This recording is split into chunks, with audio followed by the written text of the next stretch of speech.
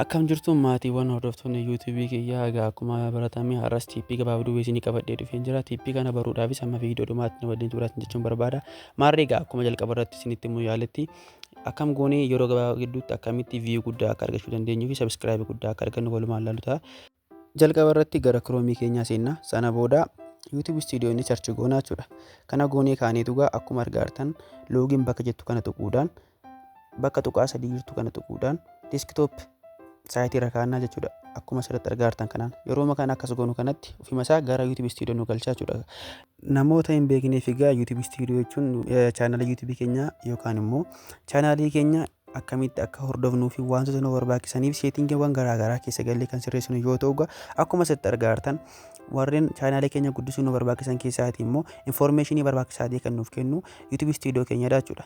Maarree ganis kanarratti hundaa'uudhaan akkam goonee yeroo gabaabaa gidduutti subscribe guddaa fi view guddaa YouTube chaanalii keenya irratti akka argachuu dandeenyu isiniif qabadheen TP gabaabduu isinii yookaan immoo TP baay'ee murteesstuu taatee fi garuu immoo gabaabduu kan taate isinii qabadhee dhufeen jira. Isinis egaa TP kana fayyadamuuf yookaan immoo TP kana baruuf viidiyoo kana gadhumaatti ilaala. Kallattumaanii gara seetingii deemna. Seetingii tuqnaa jechuudha. Akkuma amma seetingii tuqneen kana nuuf fida jechuudha. So gara kamitti deemna? Chaanalii deemna. Generally gara gadii chaanalii jirti ishee tuqna. Basic info jalatti egaa akkuma argaartanii keywords bakki jettu sun maaliif nu fayyaddi?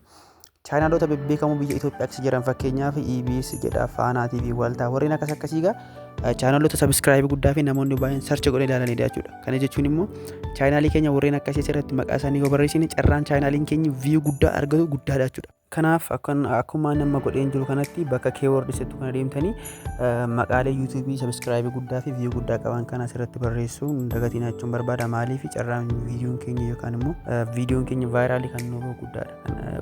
Guddaa akka inni taasisaa jechuudha. So bakka keyword kan deemtaniitu warreen akkasii kana barreessuu qabdu jechuudha. Maaliif carraa YouTube'n keenya vaayiraalii nuuf yookaan viidiyoon keenya view guddaa akka argatu kan nu godhan keessaa yeroo inni kun baay'ee murteessoodha jechuudha. Inni itti aanu immoo isuma bukkeessaa jiru advanced setting dha. Isheen egaa akkuma argaartanii viidiyoon keessan kan hojjetame ijoollee waggaa umurii isaanii 18 gadi immoo 18 olii warreen ta'aniif hojjetame jechuudha. Kana jechuun yoo isa 18 gadiif yoo ta'ee fi isa olii yoo ta'e jechuudha.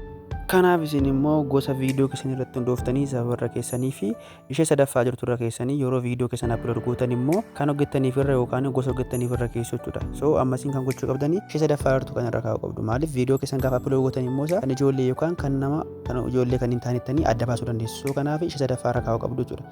Innis gahee mataa isaa qaba. Viidiyoon keenya akka vaayiraalii nuuf fi subscribe akka argannu jechuudha.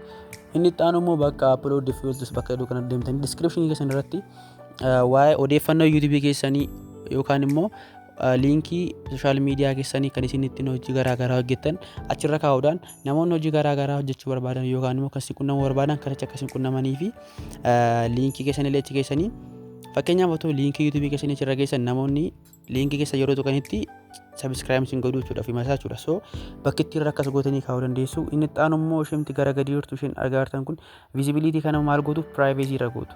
Privacy kana yoo irra keessan gaariidha jechuudha. Ishee private irra kaa'adha. Itti aanee immoo egaa ishee bukkee jirtu ishee advanced setting bakka jedhu deemuudhaanii bakka license jettu sanarratti maal gootu standard YouTube license bakka ishee jirtu sanarra kaa'uu qabdu jechuudha. Akkuma asirratti argaartanii ishee sirreeffachuu qabdu. Maaliif yoo fakkeenyaaf akkuma asirratti argaartanii ishee wanta kan biraarra keessan yookaan ishee kilik gootanii otoo creative irra keessanii hin ta'u jechuudha. Maaliif copyrightidha wantichi. So otoo standard YouTube irra ta'e faayidaan isaa kan isin fayyadu namoonni viidiyoo keessan fuudhanii itti fayyadamuu hin danda'an yookaan immoo copyright jedhaan jechuudha YouTube'n. So ishee fayyamuu dhiisuu sababa ta'eef ishee rakkaachuu qabdu. Warreen kaan egaa asirratti argaartan warreen gaafa viidiyoo tokko upload gochuuf kaanu fayyadamnudha. Kan ammattoon ta'in kan sirreessinu gaafa viidiyoo keenya upload gochuuf kaanu warreen akkasii sirreessinaa jechuudha. Akkuma argatan egaa seetingiiwwan garaagaraa akkasii sirreessuudhaan carraa viidiyoon keenya akka vaayiraalii yookaan immoo view guddaa akka argatu taasisuu dandeessu. Maalumaafuu TP'wwan kana fayyadamtanii viidiyoon keessan akka dafee vaayiraal isinii bu'uuf subscribe akka isin argattan abdiin qaba. Maarree egaa walumaa galatti TP'wwan kana fayyadamuun YouTube'n keessa yeroo dhiyootti akka isiniif vaayiraal isinii bu'uu dandeessu jechuun barbaada. Namoonni maatii YouTube kanaaf haara filan immoo YouTube kana subscribe gootanii akka nagida dhaabbattan abdii guddaan qaba. Maarree egaa TP kana fayyadamaa galatoomaa.